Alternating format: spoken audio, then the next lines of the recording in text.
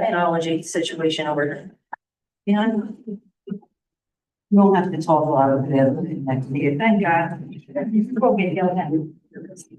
All right, I'll be pulling to order. Ready? All right.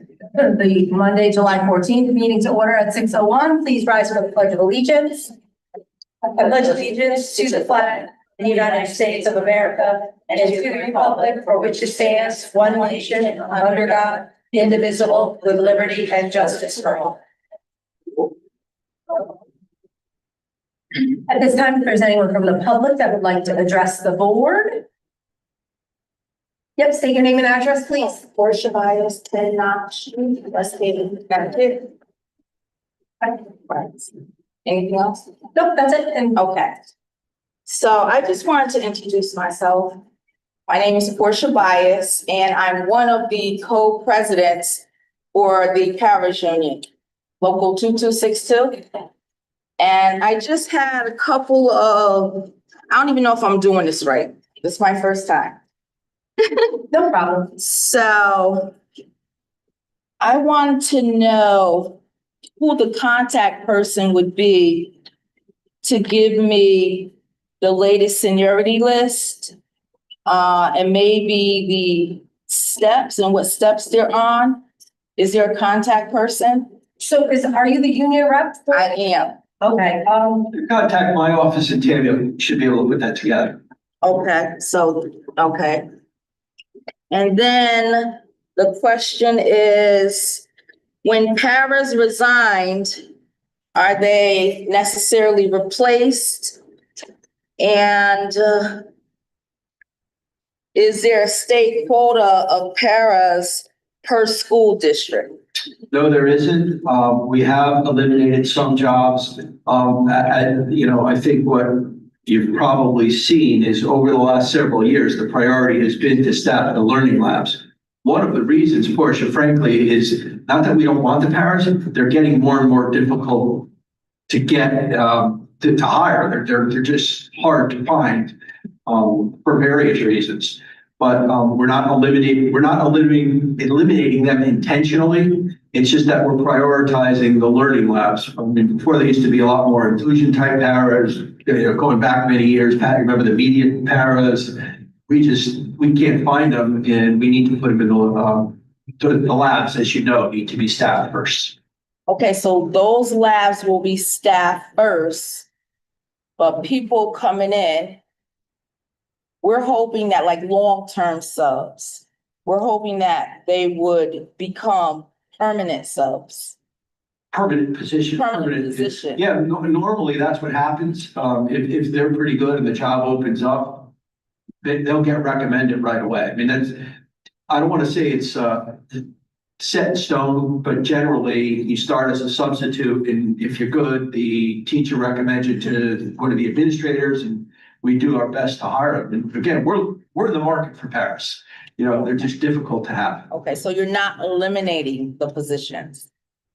Not intentionally, no. But I can tell you today, there are open positions because we can't fill them. Okay, I think that does it. all right, excellent. Is this a new role for you, Portia? It is. Congratulations. Thank you. You're welcome anytime. Thank you. At this time, is there anyone else from the public that would like to address the board? For a second time, is there anyone from the public that would like to address the board? For a third and final time, is there anyone from the public that would like to address the board? Seeing none, the public portion is closed. I can't see. At 6:05, we will move on. We will skip student representatives because we do not have any. They're all on summer vacation. We'll move on to administration status of schools, and I'll turn it over to the superintendent and the assistant superintendent.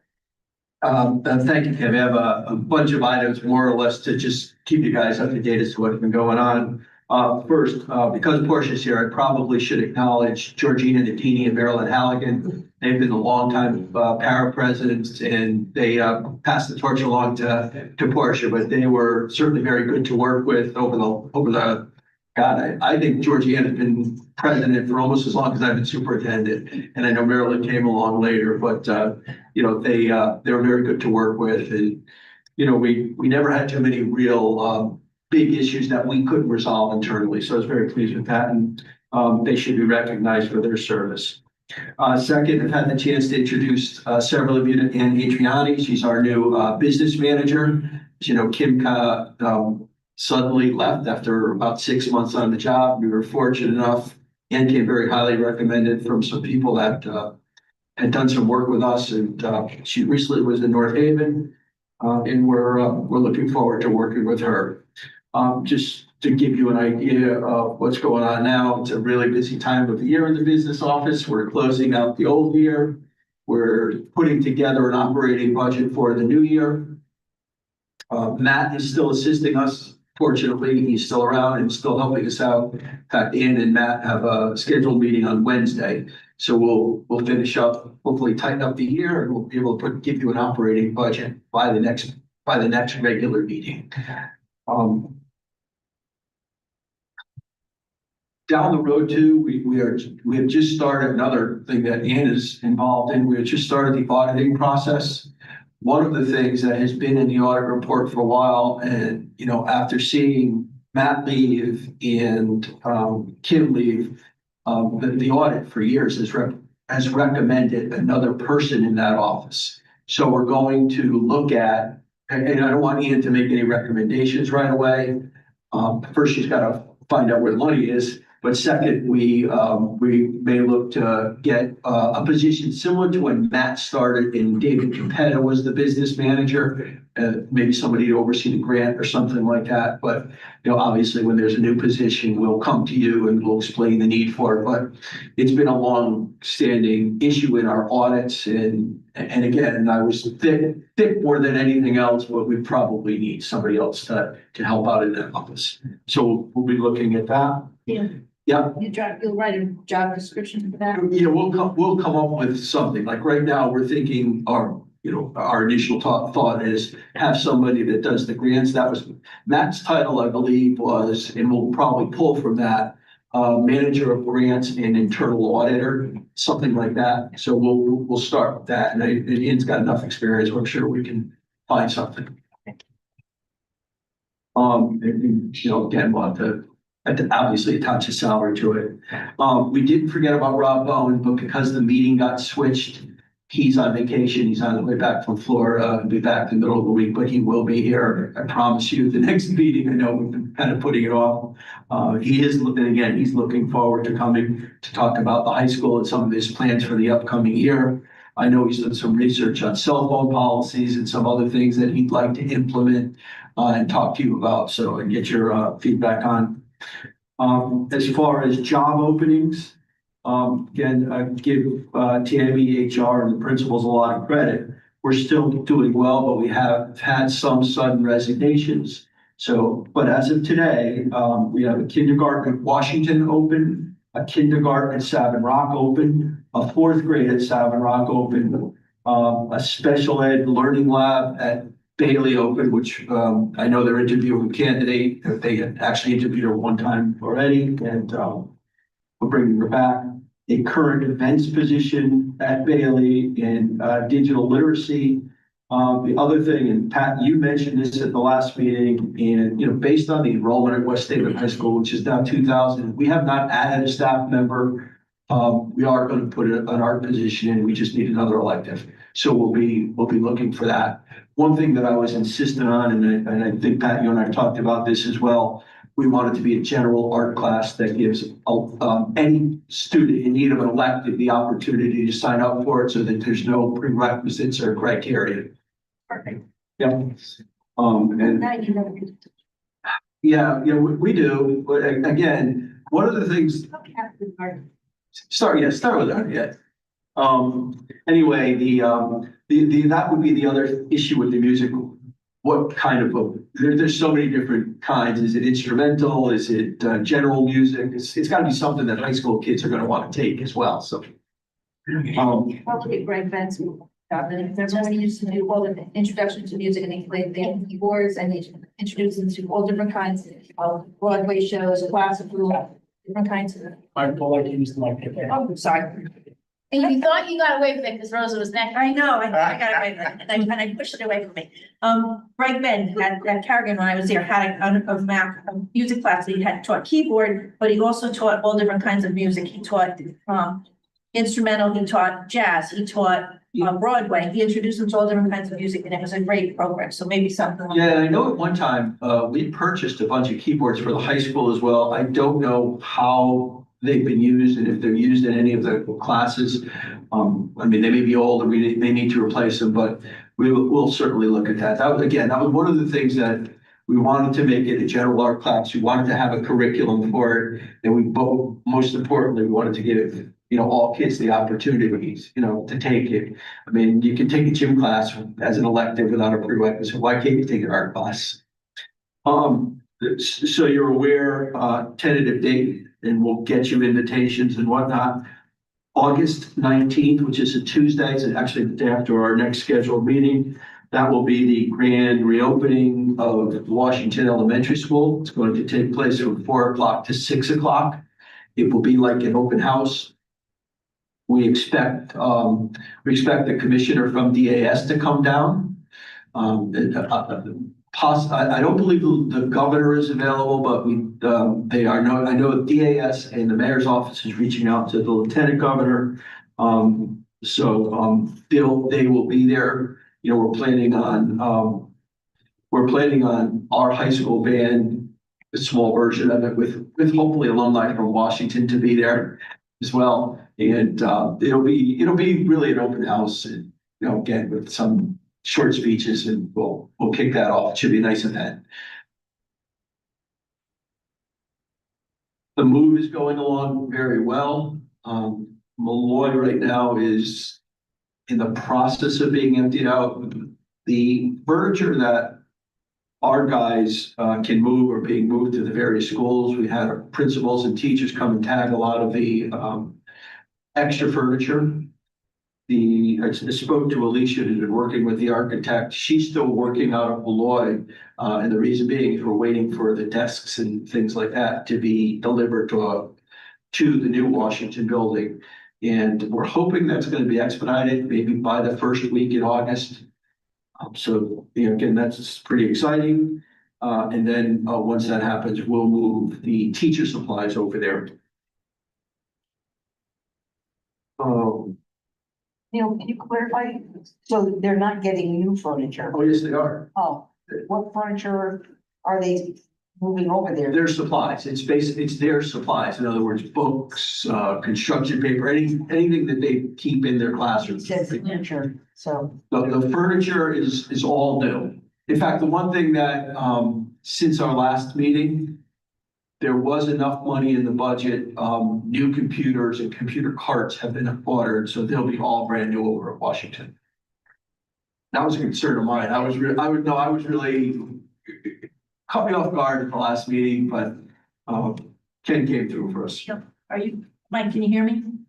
Okay, I'm working on it. I got it like two right here. What are you doing with the old furniture? I misunderstood. Yeah, most of it is being stored in the dungeon area at Carrigan, but a lot of it has been tagged, like the At a fire sale. Other teachers in the school. the kidney tables, which everybody wants, and So it's not going to Washington, but it's going to other teachers in the school. correct. I apologize if I wasn't clear on that. So when we've allowed teachers and administrators to go over there and get tagged what they needed, it's, the process to get it delivered is a little bit slow because our maintenance guys are doing it in between, like grass cutting assignments and other things that they normally take care of in the summer.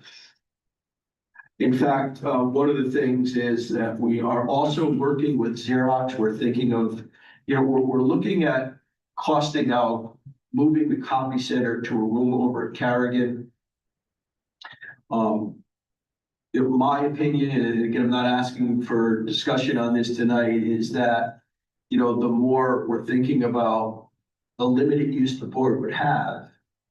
First of all, statutorily, is it something we should consider keeping, or are we obligated to turn it back over to the city? Because for the most part, it's going to be used more by the city.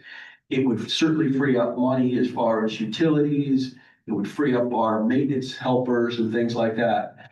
So we will, we're looking at what the cost, I think as far as the move, if we move the Xerox stuff, that would pay for itself because we wouldn't be paying utilities and things like that over the course of the year. But, my feeling is if it's not being used for educational purposes, I don't know. And I thought about this a lot because I know last year we had a lot of discussions about turning the building over and why we should and why we shouldn't. I also don't know that the Board of Education should be a landlord.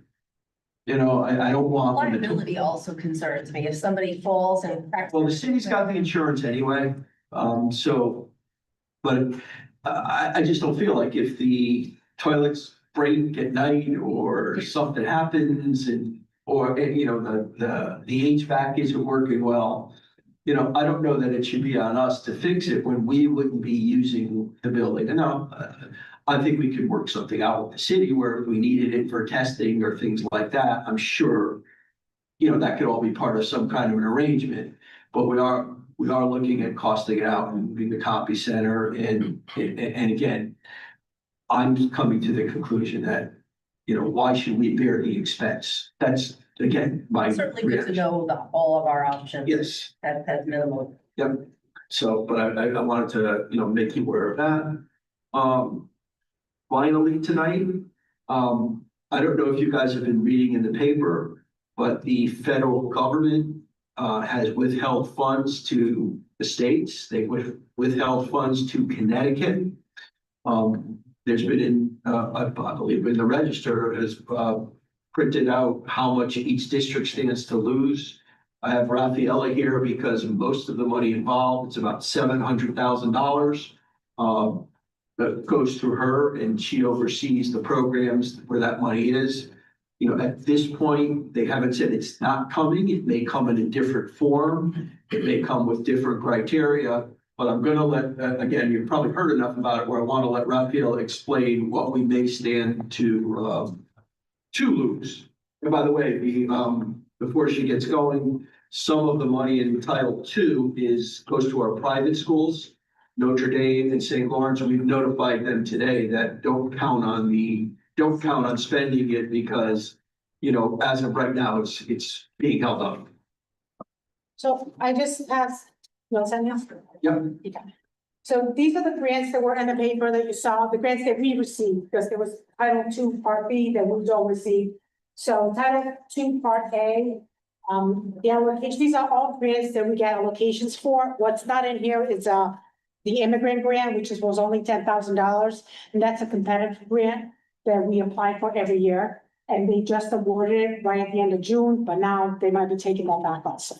So, the Title II Part A was $300,000, and this is a grant that we work for SRBI, teachers providing extra support, class reduction. And it's 3 full-time teachers that we have on this grant. In addition to the teachers, we have the benefits and also some professional development. Title III is the grant I work with closely. I've worked for the last 15, 16 years. That's the EL grant that has to do with English learners. It's about $160,000. It's an allocation based on the number of EL students we have in the district. Most of the money goes towards 5 full-time bilingual tutors and their benefits. Part of the money is also on instructional supplies for grades 7, 12, because they don't use the benchmark program, and also for the new arrivals. So that would be all go to local district money if we don't receive those funds. Title IV is about $216,000. And again, we have outreach workers and professional development and sub-coverage, and that Title IV, there would be 1 outreach worker that would be affected. And then the federal adult education grant is minimal, it's only $16,000. As Neil said, there's about, out of it comes up to about 700 to the 10,000 from immigrants. Out of that, about 52,000 is allocated to private school between Notre Dame and St. Lawrence. They were notified today.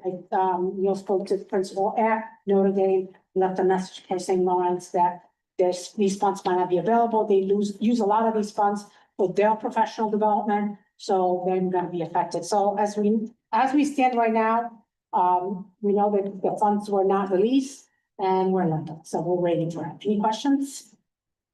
Just one other thing. I thought I saw tonight, I was paying attention. I was Yeah, no. scrolling through my phone. I- I thought I saw that, the Attorney General is now one of several Attorney Generals who are suing the federal government over the lack of allocating the funds. So again, we're following it like you'll be following in the paper, although I did speak I was speaking on another matter to the SDE finance person today who was telling me she was in Washington last week lobbying. Mara Rabinowitz, who's Raphael's assistant, mom is in charge of the superintendent's organization. She was in Washington last week. So as we get the information, we'll pass it along. But it's a substantial amount of money right now. Forgive me if this is a stupid question. How do we reallocate funds? How do we get this money for our students that even if those funds are remaining without?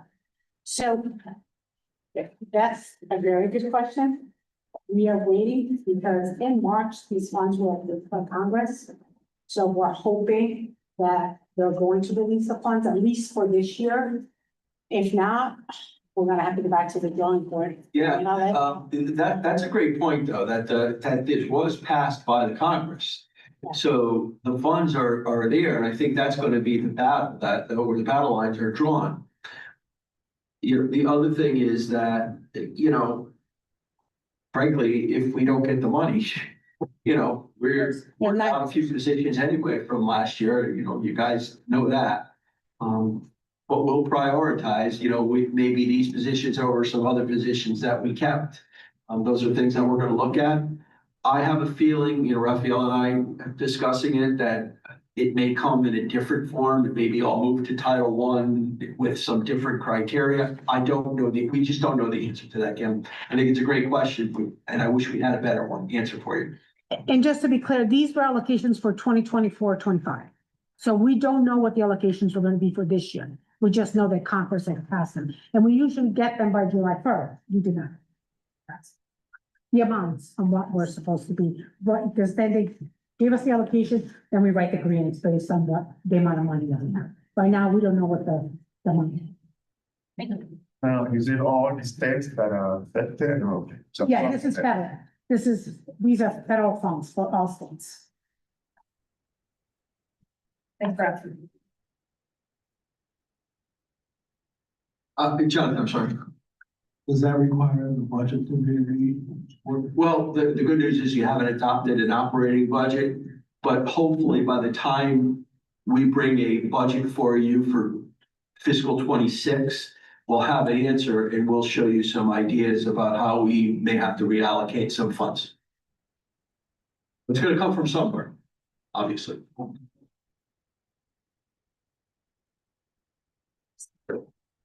And that's all I have, Kevin, as far as a report. The only other thing is, just don't forget, item, made a note of it, 25-47. Yep, I got it. We were notified today that Spanish teacher has declined the position. And actually had accepted it and then reneged on it. Thank you. Got it. All right, board reports. I'll start down with Jonathan. nothing at this time? It's July. I don't expect anybody's got a whole lot of things. I just would like to see the busyness of the dish. I drop Paige off every morning. She's a lifeguard. Anyone who is thinking about taking the lifeguarding course at West Haven High School, 10 out of 10 recommend. And there's so much going Thank you on. for that plug, There because I really- know they're always looking. for Wait a minute. Much going- Thank Neil Cavallaro, because he was a lifeguard, so we added the phys ed class. Did she take it as part of her phys ed? It was for her, it was a health 2 credit. Yeah. And it was. West Haven High. Yes, she took it through the high school. It was, I cannot recommend enough to any families Eric that are Emerson thinking Paul. about it. Teaches an extra class. It's amazing. And there's so much going on at this school in the mornings. There's the soccer camp, there's kids lined up to come in the building. I don't know what they're doing in the building, but they're really excited to be here. What is it? Basketball. Oh, basketball camp.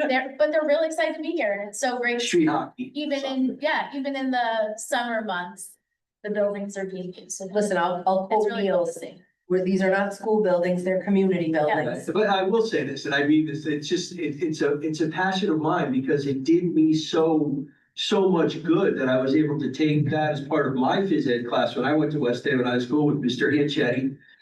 It was a long time. Bob and I both worked for him.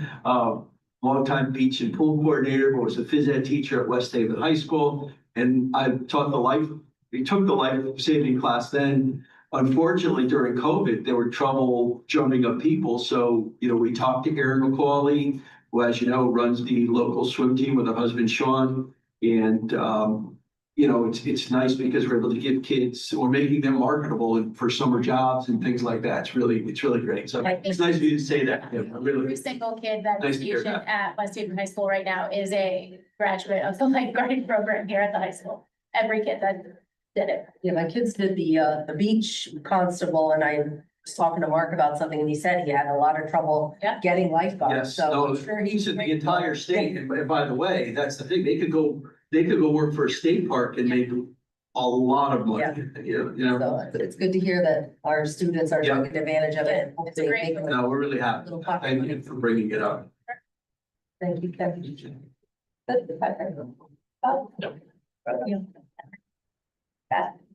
I just was wondering, we talked about grants not coming through. Does Connecticut still have that $5 billion surplus or whatever we had? So The state. the state of Connecticut had a surplus. So if we don't get that, maybe we should talk to our state reps and our state senators and say, help us, Listen, I'm all for advocating our state representatives and state senators to get us whatever they can, so feel free to reach out to them anytime you think that there's something out there on the table that might do us well, feel free to reach out to them. Well, Senator Maroney's having breakfast, like that stuff, and now he wants You're gonna be like a regular at his stuff. he loves when I show up. All right, That's why great. I'm just questioning, that's all. Thank you very much. D1 approval of minutes. I'm gonna entertain a motion to table the minutes for the next meeting. Didn't scan correctly, so I don't know if anybody noticed that in their attachments today. They didn't scan correctly, so I'm gonna ask to table that approval to the next meeting. Motion by Bob, second by Rosa. Any discussion? All in favor? Aye. Any opposed? Any abstentions? Motion carries.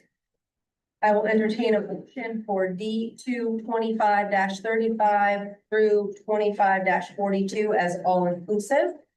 Motion by Bob, second by Kim. Any discussion? All in favor? Aye. Any opposed? Any abstentions? Motion carries. I will entertain a motion for D3 25-43 through 25-46 and 25-48 through 25-49 as all inclusive. Motion by Patrick, second by Rosa. Any discussion? All in favor? Aye. Any opposed? Any abstentions? Motion carries. D4 25-50, I will entertain a motion to approve the contract. Motion. Motion by Bob, second. Second by Kim. Any discussion? All in favor? Aye. Any opposed? Any abstentions? Motion carries. Congratulations, Anne. And the rest of the agenda is informational. So I will entertain a motion to adjourn at 6:29.